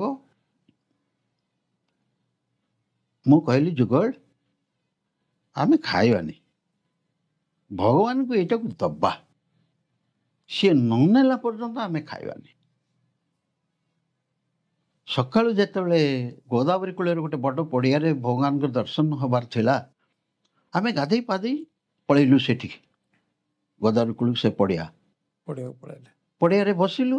ଭଗବାନ ଆସିଲେ, ଆଉ ସେ ସୁଯୋଗ ପାଇଲୁନି ତାଙ୍କୁ ଦେବା ପାଇଁ। ସେ ଆଲବମଟିକି ନେଇକି ଯାଇଥିଲୁ, ଫୁଲହାରଟିଏ ନେଇଥିଲୁ। ମୁଁ ଧରିଥାଏ ଫୁଲହାର, ସିଏ ଧରିଥାଏ ଆଲବମ୍। ରାଇଟର, ତୁ ଧର, ମୁଁ ଫୁଲହାରଟି ଦେବି, ତୁ ଆଲବମଟି ଦେବୁ। ବାବା ସେତେବେଳେ ନେଲେନି, ପଳେଇ ଆଇଲେ। ମନ ଦୁଃଖ ହେଲା। ମୁଁ ଷ୍ଟିଲ୍ ଆଉ କହିଲା, ଚାଲ ଟିକେ ଜଳଖିଆ ଖାଇବା। ମୁଁ କହିଲି, ନା, ଖାଇବାନି, ଦେଖିବା ଭଗବାନ ତ ଆମ କଥା ବୁଝୁଛନ୍ତି କି ନାଇଁ ଦେଖ। ମୋର ଡେଲିଗେସନଟା ଥାଏ, ଡେଲିଗେଟ୍ ବ୍ୟାଚ୍, କିନ୍ତୁ ମୋ ସାଙ୍ଗର ଯୁଗଳର ନଥାଏ। ମୁଁ କହିଲି, କିଛି ବ୍ୟସ୍ତ ହେବା ଦରକାର, ଚାଲ ଦେଖିବା। ସେତେବେଳେ ଏତେ କଟକଣା ନଥିଲା ସ୍ୱାମୀଙ୍କର, ବହୁତ ଆଫେକ୍ସନରେ, ବହୁତ ପାଖରେ, ସାଙ୍ଗରେ ବସି ଖାଉଥିଲେ, ସାଙ୍ଗରେ ମିଶୁଥିଲେ, ଭାରି ଭଲ ଲାଗୁଥିଲା। ଭାରି ୟଙ୍ଗ ଚେହେରା, ସୁନ୍ଦର ଏକଦମ, ପାଦଗୁଡ଼ିକ ନରମ ଏକଦମ, ବହୁତ ସୁନ୍ଦର। ପଦସ୍ପର୍ଶ କରିବାର ସୁଯୋଗ ପାଇଛି ବହୁତ। ହଁ, ଆମେ ସେ ଯୋଉ ବାଟେ ଭଗବାନ ଆସିବେ ସେ ଗେଟ୍ ପାଖରେ ଠିଆ ହେଇଛୁ, ଆଲବମ୍ ଧରିକିରି ଠିଆ ହେଇଛୁ। ସ୍ୱାମୀ ଆସିଲେ, ତାଙ୍କ ପଛରେ ତାଙ୍କ ସେକ୍ରେଟାରୀ ସେତେବେଳେ ଥାନ୍ତି, ଆଉ ଜଣେ ସେବା ଦଳ। ସେତେବେଳେ ନାଲିଆ ଗେରୁଆ ବ୍ୟାଚ୍ ଥିଲା, ଗେରୁଆ ବ୍ୟାଚ୍। ଯେମିତି ସେ ପଳେଇ ଆସିଲେ, ଆମେ ସେଠି ଠିଆ ହେଇଥିଲୁ। ସ୍ୱାମୀ ଯେମିତି ଆସିଲେ ସାମ୍ନାରେ, ସାଙ୍ଗେ ସାଙ୍ଗେ ଆମେ ସେଇଟାକୁ, ଫୁଲହାର ମୁଁ ଧରିଛି, ସିଏ ଆଲବମଟି ଧରିଛି, ଦିଟାକ ଦେଇକିରି ସ୍ୱାମୀ ପଟକିନି ବୁଲିଗଲେ, କହିଲେ, ମେରେ ଲିଏ। ସ୍ୱାମୀ ସାଙ୍ଗେ ସାଙ୍ଗେ ସେ ଆଲବମଟିକି ଓଲଟେଇ ଦେଲୁ। ଉପର ପେଜରେ ଲେଖା ହେଇଛି ବାଲ୍ୟ ଯୋଗ, ଗୋଟିଏ ଶ୍ଲୋକ ଲେଖା ହେଇଛି, ସେଟାକୁ ମୁଁ ଗାଇକିରି ଶୁଣେଇ ଦଉଛି। କେଶବ ଧୃତ କଳ୍କି ଶରୀରା, ଜୟ जगदीश हरे जय जगदीश हरे। এই শ্লোকটি ମୋ ସାଙ୍ଗ ଯିଏ ସେ ତାକୁ ଆଉ ଗାଇବ କ'ଣ ନ ଗାଇ ପାରିକିରି ସ୍ୱାମୀ କେଶବ ଧୃତ କଳ୍କି ଶରୀର ଜୟ ଜଗଦୀଶ ହରେ ନମସ୍କାର ଫୁଲଟି ମୁଣ୍ଡଲି ସ୍ୱାମୀକି ଦେଲେ। ବାବା ନେଲେ ପିନ୍ଧିଲେନି ନେଇଗଲେ। ତାପରେ ପଚାରିଲେ ଖାନା ଖା ଲିଆ? ଆମେ କିଛି କହିଲୁନି, ଠେଲିଦେଲେ ପଳେଇଗଲୁ। ଏଇ ହଉଛି ମାନେ ଅନ୍ତରଙ୍ଗ ଅନ୍ତରଙ୍ଗ। ସେ ବହୁତ ସୁନ୍ଦର। Very great. ସେ ସବୁ କଥା ସର୍ବନିୟନ୍ତା ସର୍ବଶକ୍ତିମାନ ଯୋଉ କଥା କହୁଛନ୍ତି ସବୁ ଜାଣିଛନ୍ତି। ମୋ ପିଲା ଦୁଇଟା ଖାଇନାହାନ୍ତି ସେ କଥା ବି ଜାଣିଛନ୍ତି। କେତେବେଳେ କୋଉ ସମୟ ସେ ସମୟ ମଧ୍ୟ ନିର୍ଘଣ୍ଟ ହେଇଛି। ସେ ସମୟରେ ସିଏ ନେଲେ ଏବଂ ଶୁଣିଲେ କ'ଣ କହିବାକୁ ଚାହୁଁଛନ୍ତି। ତ ସେଠି ସ୍ୱାମୀଙ୍କ ସହିତ ଆପଣଙ୍କୁ ବାର୍ତ୍ତାଳାପର ସୁଯୋଗ ମିଳିଲା। କିଛି ଆପଣ ସ୍ୱାମୀଙ୍କୁ କହିପାରିଲେ, ସ୍ୱାମୀ ଆପଣଙ୍କୁ ପଚାରିଲେ, ଆପଣଙ୍କ ସହିତ ବାର୍ତ୍ତାଳାପ କଲେ। ମଉସା କୃପାମାଙ୍କର କୃପା ବର୍ଷା ଆପଣଙ୍କ ଉପରେ, ଦି ଜଣଙ୍କ ଉପରେ। ଏବଂ ସେ ସମୟରେ ଗୋଟେ ନାଟକ ପ୍ରସ୍ତୁତ କରିବା ସ୍ୱାମୀଙ୍କର ଜୀବନୀ ଉପରେ ଏବଂ ବିଭିନ୍ନ ଜାଗାରେ ସେ ମାନେ ଯୋଉ ମଞ୍ଚସ୍ଥ କରିବା ଏବଂ এইটা ବି ଗୋଟେ ଛୋଟ କଥା ନୁହଁ। ସେ ପ୍ରକାର ବ୍ଲେସିଂସ୍ ଯଦି ନଥିବ ସେ ନ ଚାହିଁଲେ ହେଇପାରିବ। ଏବଂ ତାର ମ୍ୟୁଜିକ୍ ଦବା, କାରଣ ପୁଣି ମ୍ୟୁଜିକ୍ ତାକୁ ସିଙ୍କ୍ରୋନାଇଜ କରିବା, ପୁଣି ତାକୁ ପ୍ରସ୍ତୁତ କରିବା, ଏଇଟା ଗୋଟେ ବିରାଟ ବଡ଼ ଅନୁଭୂତି। ତ ମୁଁ ଦିବ୍ୟାନୁଭୂତି ଆପଣଙ୍କୁ ସେ ଦେଇଛନ୍ତି। ଖୁବ ସୁନ୍ଦର, ମାନେ ଭାଷାର ପରିପ୍ରକାଶ କରିହବନି। ଏଇ ଯୋଉ ମ୍ୟୁଜିକ୍ କଥା କହିଲେ, ବଡ଼ ଭାଇନାଙ୍କୁ ଆମେ ଯେତେବେଳେ ଡାକିଲୁ ଏ ତିଆରି ନ ହେବା ପୂର୍ବରୁ, ଡ୍ରାମାଟି ନ କରିବା ପୂର୍ବରୁ, ବ୍ରହ୍ମାନନ୍ଦ ଅଜା ଯିଏ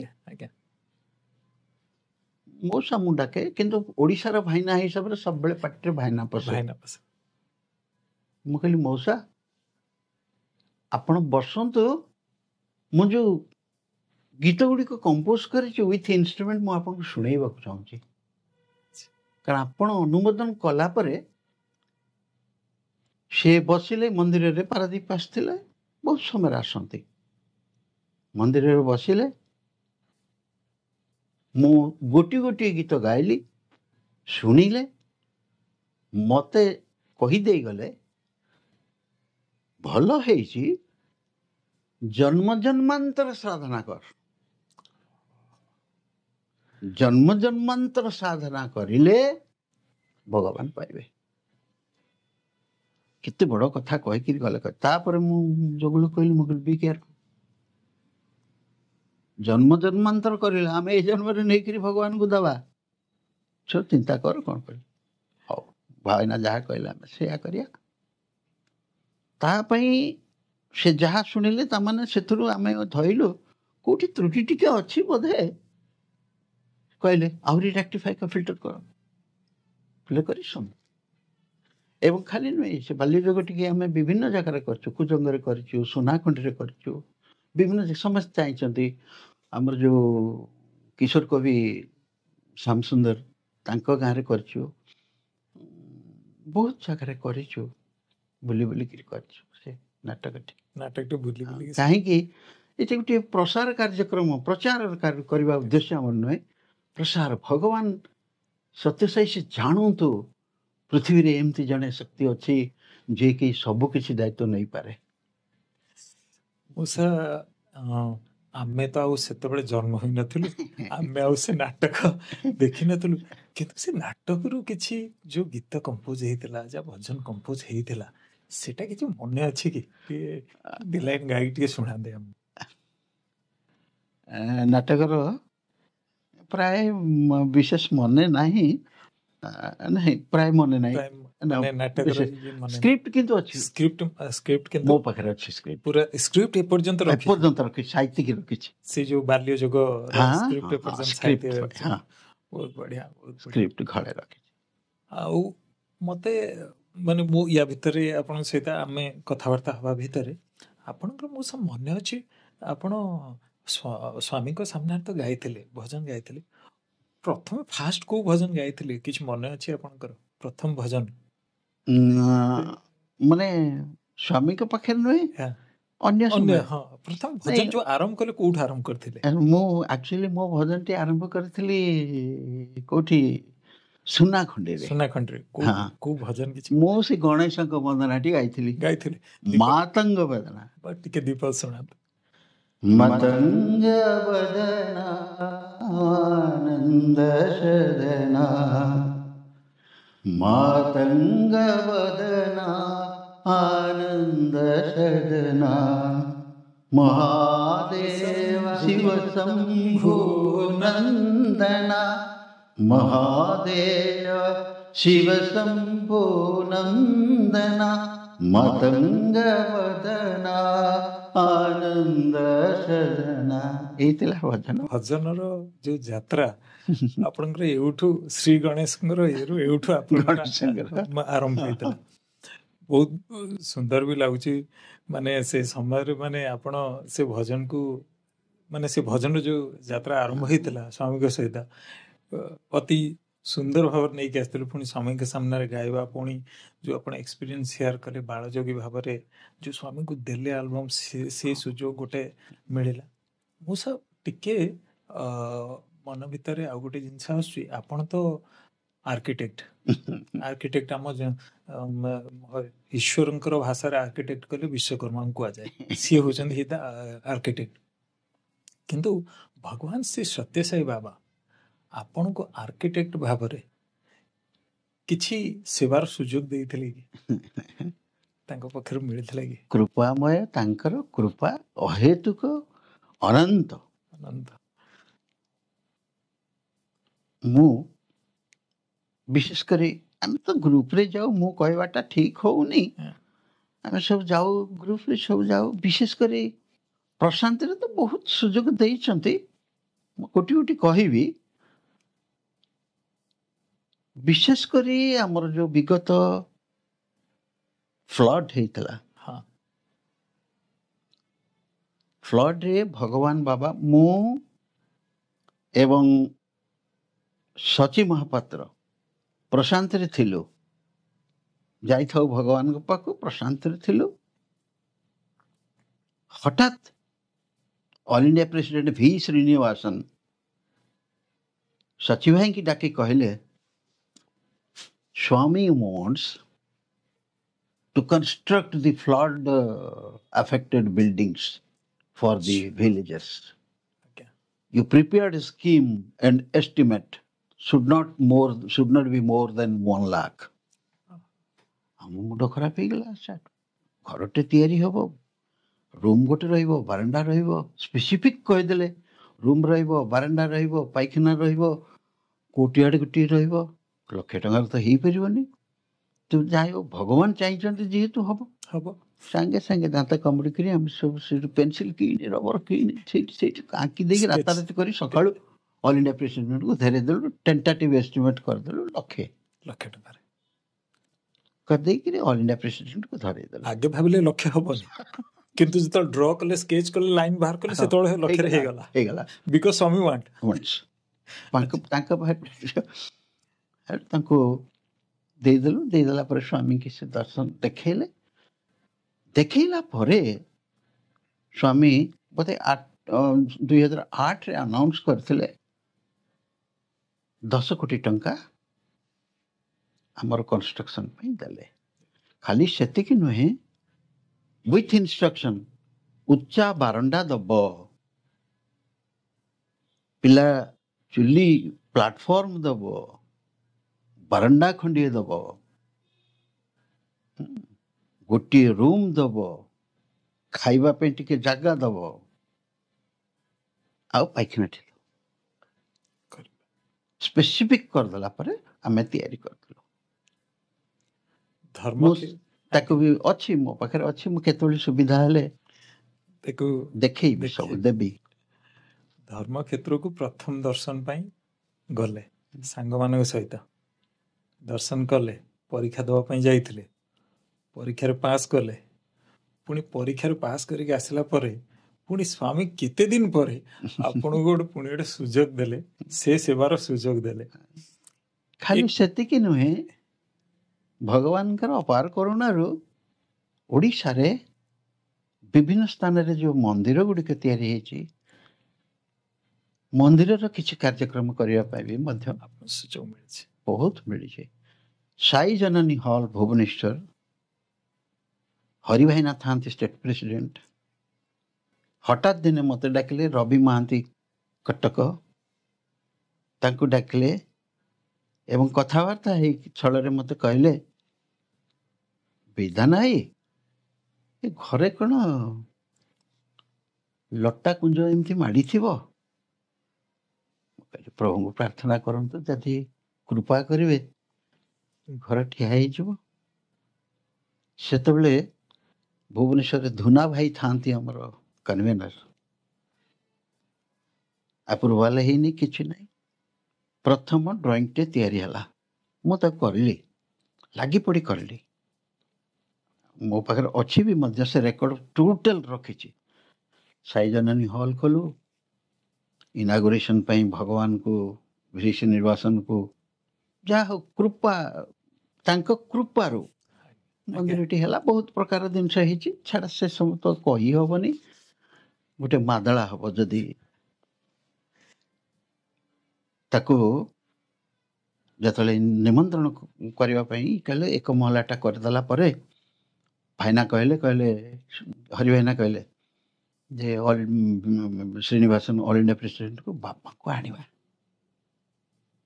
सी सेटू कहले ना ना ना दिमला कंस्ट्रक्शन सारी गला परे बाबा आसे ना आसबे एक रे आसबे फुल लगलु दुई माला कंप्लीट हला किंतु भगवान करुणामय कौन कहवा ठीक समय चली गले 11 बसिया मन बहुत दुख है जो दिन भगवान गले से दिन बालीचंद्रपुर रे हमर गोटे भजन प्रशिक्षण जाजपुर डिस्ट्रिक्ट रो होतला बहुत आसते जेहेतु मु जाइली हमर देवेंद्र कौर चगला बेलिक जे भावलिन जाइतला मो पुओ जाइतला तबला वाला विकास भाई जस्ट हमें तो सब टिफिन फिफिन खाई सारिक बस सब इंस्ट्रुमेंट फिन्स्ट्रुमेंट रेडी कर आरंभ कर मेसेज पहुँचला क्लोज है फेरिक पड़े पादुका यात्रा माध्यम रे भगवान डिस्ट्रिक्ट खाली नुह विभिन्न सहर विभिन्न गाँ विभिन्न भगवान बुलचंती एवं समस्त दर्शन दौरान तार अनन्य अनुभूति आमको भी शुणा सब मिलूँ भगवान ससर आसते भुवनेश्वर रही था बहुत लोक बहुत भक्त आसता दर्शन करने वर्तमान भगवान एक कि कृपामय भगवान सबू जगह को जाकि दर्शन दौरान समस्त ऊपर निज कृपा वर्षा कर भगवान यह तांकर माने अनन्य कृपा आ ब्लेसिंग्स आम कहीपर यहाँ आम समस्त आउ गोटे प्रश्न मन भर स्वतःप्रवृत्त भाव आसूँ जोटा कि आजिकार यंग जेनेरेशन भी जानिबा दरकार समस्ते जानिबा दरकार आपण वृत्तिगत रूप जड़े आर्किटेक्ट द्वितीय रे सांगठनिक जीवन माने आम श्री सत्य साई सेवा संगठन रे आपण विभिन्न प्रकार पोस्ट आपण रही आछंती तापर पारिवारिक जीवन ये तीनटार समन्वय केमिति करले आपण तीनोटीर समन्वय ये केवल भगवान कृपा एवं भगवान आशीर्वाद काम करे आमे किछि करते नहीं मुझे जो बाहर को जाए घरे प्रभु को कहीकि भी मध्य जाए प्रभु मु जाऊँगी आपन टिके घर को देखि चाहूे पिला चाहूे से चाही था कहीं मोर सेकेंड सन जो जन्म होता गोटे दिन से वार्ड थाए मु डॉक्टर को कहली मते भगवान गोटे निर्देश अच्छी मुझे प्रशांति ସେ ମୋତେ କହିଲେ, ଡକ୍ଟର କହିଲେ ତୁମେ ଏଇଠି ରହି କ'ଣ କରିବ, ୟୁ କ୍ୟାନ୍ ଗो। ଆଚ୍ଛା ପରମିଶନ ଦେଇ ହଁ, ସେ ମେଡ଼ିକାଲରେ ଥିଲା, ମୁଁ ପଳେଇ ଯାଇଛି ପ୍ରଶାନ୍ତି। ସାଡ଼ୁ ଆସିଲା ବେଳକୁ ନିଖୁଣ ଅବସ୍ଥାରେ ଅଛି, ପିଲା ଅଛି, ମା ଅଛି, ଭଲ, ବେଶ କିଛି ଅସୁବିଧା ନାହିଁ, ଖାଇବା ପିଇବା ଟ୍ରିଟମେଣ୍ଟ ସବୁ ଚାଲିଛି। ହିଜ୍ ଥାଇ, ଦିସ୍ ଇଜ୍ ଥାଇ। ଆଉ ତେଣୁ ପାରିବାରିକ ଜିନିଷ କହିଲେ ତ he takes care of the entire family. ଏବଂ ମୋ ପରିବାରର ସମସ୍ତେ ପ୍ରଭୁଙ୍କର ଚରଣାଶ୍ରିତ, ସମସ୍ତେ ପାଦ ସେବନ କରିବେ। ଆଉ ବହୁତ ବଡ଼ ମିରାକଲ ହେଲା, ମହାବାତ୍ୟା 1999 ବେଳେ ମୋର ସାନ ପୁଅ, ତାକୁ ଫଲସିଫରମ ମ୍ୟାଲେରିଆ ହେଇଥିଲା। SCB ମେଡ଼ିକାଲ କଲେଜରେ ତାକୁ ମୁଁ ଆଡ଼ମିସନ୍ କଲି, ଜଏନ୍ କରି ଯେଉଁଦିନ ଆଡ଼ମିସନ୍ କଲି ସେଦିନ ସେ ସେନ୍ସଲେସ୍ ହେଲା। He was in coma for 8 days। 8 ଦିନ ପର୍ଯ୍ୟନ୍ତ ମାରିଥିଲେ, ବେଡ୍ ସୋର୍ ହେଇଗଲା। ମୁଁ ଦେଖିଲି ଏଣେ ବାତ୍ୟା, ମୁଁ ଦେଖିଲି ଯେ ଡକ୍ଟର ସିଏ ଫାଇନାଲ କହିଦେଲେ, we have done our duty, rest is all Bhagwan's God's wish। ତ ମୁଁ କ'ଣ କଲି, ଗୋଟେ କାଗଜରେ ଗାୟତ୍ରୀ ମନ୍ତ୍ର ଲେଖିକି ତାର ଗଞ୍ଜି ଭିତରେ ପୁରେଇ ଦେଲି। କଟକର ଅଜୁ 3-4 ଜଣ, ପିପା, ବ୍ରଜ, ମୋତେ ଟିକେ ସାହାଯ୍ୟ କର, ଅନ୍ତତଃ ତା ପାଖରେ ବସିକି ଟିକେ ଗାୟତ୍ରୀ ମନ୍ତ୍ର ପଢ଼। ସେମାନେ ଦୀର୍ଘ ସମୟ ବସିକରି ଗାୟତ୍ରୀ ମନ୍ତ୍ର ପଢ଼ୁଥାନ୍ତି। ସେଇଦିନ ଆଉ ଟିକେ କ'ଣ ପାଗର ଅବସ୍ଥା ଭଲ ନଥିଲା ତ,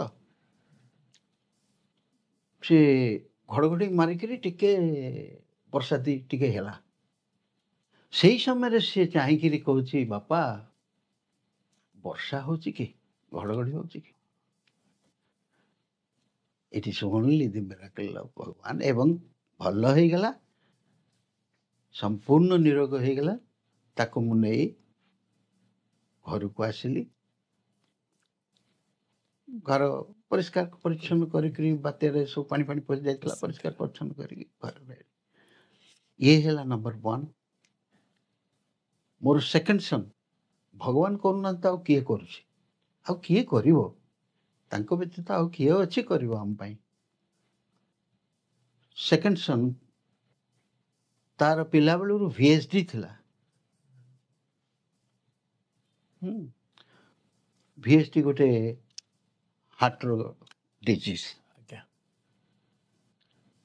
ମୁଁ ପାରାଦୀପ ମନ୍ଦିର ତିଆରି ହେଉଥାଏ, ଏମାନେ ସବୁ ସେବା ଦେଉଥିଲେ। ହଠାତ୍ ତାର କ'ଣ ହେଲା, ଆସି ଖଟରେ ଶୋଇଲା। ମୁଁ ସାଙ୍ଗେ ସାଙ୍ଗେ ତାକୁ ନେଇକିରି ପଳେଇ ଆସିଲି କଟକରେ ଆସିକିରି ଜେପି ଦାସ ସେମାନେ ତାଙ୍କ ପାଖରେ ପହଞ୍ଚିଲି। ସିଏ ଦେଖିଲେ, କହିଲେ it needs immediate operation. Date final କଲେ 15th of August। Unfortunately NSSST ଯିଏ ସେ କୁଆଡ଼େ ଚାଲି ଯାଇଥିଲେ, ନଥିଲେ। ମୁଁ ରାତିରେ ଶୋଇକିରି ଭାବୁଛି, ପ୍ରଭୁ ମୁଁ ଯାହା କରୁଛି ଠିକ୍ କରୁଛି ତ? ବାବା ମୋତେ ଡ୍ରିମ୍ରେ କହିଲେ, ତୁ ଯାହା କରୁଛୁ ଠିକ୍ କରୁନୁ। ତାପରେ ମୁଁ ଚିନ୍ତା କରିକିରି, ଅନ୍ତିବାହୀ ଥାଏ ପ୍ରଶାନ୍ତରେ, ତାକୁ ଟେଲିଫୋନ କଲି। ମୁଁ କହିଲି, ଆଚ୍ଛା ମୁଁ ଏମିତି ଗୋଟେ ସ୍ୱପ୍ନ ଦେଖିଲି, ମୁଁ ଯଦି ଚନ୍ଦନର ଅପରେସନ୍ ବାବାଙ୍କର ଅଫିସ ହସ୍ପିଟାଲରେ କରନ୍ତି କେମିତି ହୁଅନ୍ତା? ସେଟା ହେଉଛି 92 ମସିହା। 90 ମସିହାରେ ଇନାଗୁରେଟ୍ ହେଲା, 91ରେ ଫାର୍ଷ୍ଟ ବ୍ୟାଚ୍ ସରିଯାଇଛି, 92ର ଫାର୍ଷ୍ଟ ବ୍ୟାଚ୍ରେ ଏମାନେ ଆସିବେ। ତାପରେ ସାଙ୍ଗେ ସାଙ୍ଗେ ଡକ୍ଟର କେଶବ ପ୍ରସାଦ, ଡକ୍ଟର ଭାନ ସେତେବେଳେ ଥିଲେ Sathya Sai institute of higher medical ସାଇନ୍ସରେ ଡକ୍ଟର। କେଶବ ପ୍ରସାଦ ସାଙ୍ଗରେ କଥାବାର୍ତ୍ତା, ତାଙ୍କ ପୁଅ ପଢ଼ୁଥିଲା ବାବାଙ୍କ କଲେଜରେ। କଲେଜରେ ମୋତେ ଇମିଡ଼ିଏଟଲି ମୋତେ ଭାଇ ଟେଲିଫୋନ୍ କଲା, ବିଧାନ କମ୍ ସୁନ୍ ୱିଥ୍ ଦି ପେସେଣ୍ଟ। ମୋତେ ଏତେ ଖୁସି ଲାଗିଲା, ପୋଷ୍ଟପୋନ୍ କରିଦେଲି ଏଇଟାକୁ। ମୁଁ କହିଲି ସିଏ ତାଙ୍କର ଖୋଜୁଥାନ୍ତୁ, ମୋତେ କିଛି ନାହିଁ, ମୁଁ ପଳେଇବି। ତାକୁ ନେଇକି ଚାଲିଗଲି। ଡକ୍ଟର କେଶବ ପ୍ରସାଦ ଦେଖିଲେ, ଔଷଧ ଦେଲେ। କମ୍ ଆଫ୍ଟର 6 months, 6 ମାସ ପରେ ଗଲି, ତାର ଅପରେସନ୍ ହେଲା, ସମ୍ପୂର୍ଣ୍ଣ ନିରୋଗ। ହେ ଯେତେବେଳେ ଡକ୍ଟର ଭାନ୍ ଯେତେବେଳେ ତାକୁ ଛାଡ଼ିଲେ, ମୋତେ କହିଲେ he is a common man like you. Complete divine assurance. ତାପରେ ତାକୁ ମୁଁ କହିଲି, ବାବା ତୁ ଯା, ଭଗବାନ ମୁଁ ତ ଯାଇପାରିବିନି ତୋ ସାଙ୍ଗରେ, ତୁ ଯା ଭଗବାନଙ୍କର ପାଦ ନମସ୍କାର କରିକିରି ତାଙ୍କୁ ପରମିସନ୍ ନେଇକି ପଳେଇବା ଘରକୁ। ଗଲା, ବସିଲା, ଭଗବାନଙ୍କର ପାଦ ନମସ୍କାର କଲା, ଆଶୀର୍ବାଦ ନେଲା, ଆସିଲା, ଘରକୁ ଆସିଲେ। This is what miracle. ଆଉ ଭଲରେ ସମସ୍ତଙ୍କୁ ରଖିଛନ୍ତି, ପୁଅ ବୋହୂ ନାତି ନାତୁଣୀ ବେଶ ଆନନ୍ଦରେ ଅଛନ୍ତି, କିଛି ତ ନାହିଁ ସେମିତି। ଆପଣଙ୍କର ଏଇଟା ବୋଧେ 4th ଜେନେରେସନ୍? 4th generation. ବାପା ଆସିଲେ, ଆପଣ ମାନେ ଭାଇମାନେ, ତାପରେ ଏବେ 4th ଜେନେରେସନ୍ ସ୍ୱାମୀଙ୍କର। ବହୁତ ବହୁତ ସୁନ୍ଦର ଅନୁଭୂତି ମଉସା। ସ୍ୱାମୀଙ୍କର ଦିବ୍ୟ କୃପା ସବୁବେଳେ ପରିବାର ଉପରେ ରହି ଆସିଛି।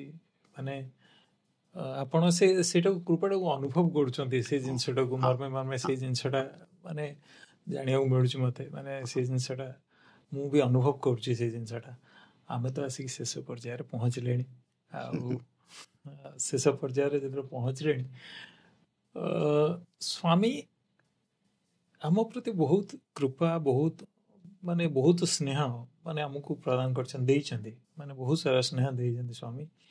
ଆଉ ବର୍ତ୍ତମାନ ଆଉ ଗୋଟେ ଜିନିଷ ମନ ଭିତରକୁ ଆସୁଛି ମଉସା, କି ଆପଣ ବର୍ତ୍ତମାନ ଯୁବ ସମାଜକୁ କ'ଣ ବାର୍ତ୍ତା ଦେବା ପାଇଁ ଚାହିଁବେ?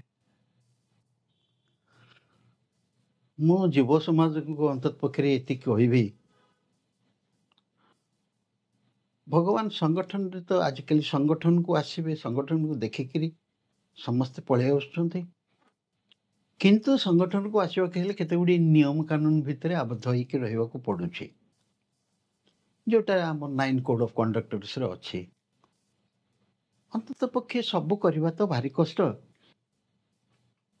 ସେବା କହିଲା ବେଳକୁ ଟିକେ ଲୋକ ସମସ୍ତେ ଟିକେ ପଛେଇ ଯାଆନ୍ତି। ଆଧ୍ୟାତ୍ମିକ ଭିତରେ, ଆଧ୍ୟାତ୍ମିକ ଜର୍ଣ୍ଣିରେ ଯୋଡ଼ିଏ ଫ୍ୟାକ୍ଟର ଯଦି ଆମର ଯୁବପିଢ଼ି ଗ୍ରହଣ କରିନିଅନ୍ତେ, ସମସ୍ତଙ୍କୁ ତ ଭଲ ପାଇବେ ହିଁ ପାଇବେ, ଅଟୋମେଟିକାଲି ସେଇଟା ପଳେଇ ଆସିବ। ପାଦ ସେବନମ୍, ନାମ ସ୍ମରଣମ୍, ଏ ଯୋଡ଼ିଏ ଜିନିଷ ଉପରେ ଯଦି ଗୁରୁତ୍ୱ ପ୍ରଦାନ କରନ୍ତି, ଅଟୋମେଟିକାଲି ସେବା କରିବାକୁ ମନୋବୃତ୍ତି ଚାଲି ଆସିବ। ଶ୍ରଦ୍ଧା ପ୍ରୀତି ସମସ୍ତଙ୍କୁ ପଳେଇ ଆସିବ। କାହା ବିରୁଦ୍ଧରେ କହିବାକୁ ସୁଯୋଗ ପାଇବେନି, କାହା ଅନୁପସ୍ଥିତିରେ କାହା ବିରୁଦ୍ଧରେ ଗପିବେନି, କି ସେବା କରିବାକୁ ପଛେଇବେ ନାହିଁ। ଏଇଟା ନିଶ୍ଚିତ। ହାଭ୍ ଫେଥ୍ ଅନ୍ ଭଗବାନ, have love with god, that is high. ଖୁବ ସୁନ୍ଦର ସନ୍ଦେଶ। ପାଦ ସେବନ, ପୁଣି ଭଗବାନଙ୍କର ନାମ ସ୍ମରଣ। କଳି ଯୁଗରେ ଆମେ ସମସ୍ତେ ଜାଣନ୍ତି ଭଗବାନ ବାବା ନାମ ସ୍ମରଣ ଉପରେ କେତେ ଦେଇଛନ୍ତି। ଖୁବ ସୁନ୍ଦର ଅନୁଭୂତି। ଧର୍ମ କ୍ଷେତ୍ରରେ ଯାଇକି ଫେରିବା, ପୁଣି ପଟେଲ ଷ୍ଟାଡିୟମରେ ପ୍ରଭୁଙ୍କୁ ଦର୍ଶନ କରିବା, ବ୍ୟକ୍ତିଗତ ଜୀବନରେ ଏତେ ସାରା ଅନୁଭୂତି, ସୁନ୍ଦର ସୁନ୍ଦର ଅନୁଭୂତି ମଉସା ଶୁଣିଲେ ସମୟର ସ୍ୱଳ୍ପତା ଯୋଗୁଁ ମନ ତ ଇଚ୍ଛା ତ ହେଉନି, ଆହୁରି ଶୁଣିବା ପାଇଁ ଇଚ୍ଛା ହେଉଛି ମଉସା। ମୁଁ ସେଥିପାଇଁ ଆପଣଙ୍କୁ ଅଶେଷ ଅଶେଷ ଧନ୍ୟବାଦ ଦେଉଛି। ଏତେ ସୁନ୍ଦର, ଏତେ ସାରା ଏକ୍ସପିରିଏନ୍ସ, ଯେଉଁ ଅନୁଭୂତି ଆମ ସହିତ ଆପଣ ସେୟାର କଲେ, ସେଥିପାଇଁ ଆପଣଙ୍କୁ ଅନେକ ଅନେକ ଧନ୍ୟବାଦ। ଭଗବାନଙ୍କୁ ମଧ୍ୟ କୃତଜ୍ଞତା ଦେଉଛି କି ଭଗବାନ ଏଭଳିଆ ଗୋଟେ ସୁନ୍ଦର ସୁଯୋଗ ଆମକୁ ଦେଲେ। ଭଗବାନଙ୍କୁ ପ୍ରେ କରୁଛି ଆପଣଙ୍କ ଚଲାପଥ କୁସୁମିତ ହଉ, ଆପଣ ସବୁବେଳେ ସୁନ୍ଦର ସ୍ୱାସ୍ଥ୍ୟରେ ଥାଆନ୍ତୁ, ଭଲରେ ଥାଆନ୍ତୁ, ଏବଂ ଭଗବାନ ଆପଣଙ୍କୁ ସବୁବେଳେ ଭଲରେ ରଖନ୍ତୁ। ଏହା ଭଗବାନଙ୍କ ପାଖରେ ପ୍ରାର୍ଥନା। ଏବଂ ଭଗବାନଙ୍କୁ ଆହୁରି ପ୍ରେ କରୁଛି ଆପଣ ସବୁବେଳେ ଖୁସିରେ ରୁହନ୍ତୁ। ମୁଁ ବି ମଧ୍ୟ ଭଗବାନଙ୍କୁ ପ୍ରାର୍ଥନା କରୁଛି, ଆପଣ ଏତେ ସମୟ ଦେଇକିରି ମୋ ସାଙ୍ଗରେ ଭଗବାନଙ୍କ ବାର୍ତ୍ତାରେ ନିଜକୁ ନିୟୋଗ କରିଛନ୍ତି। ପ୍ରଭୁ ଆପଣଙ୍କୁ ଦୀର୍ଘାୟୁ କରନ୍ତୁ, ଆପଣ ଭଲରେ ରହନ୍ତୁ। समस्त लोकान सुखिनो भवन्तु। बहुत बहुत धन्यवाद Moosa, thank you so much. Sairam.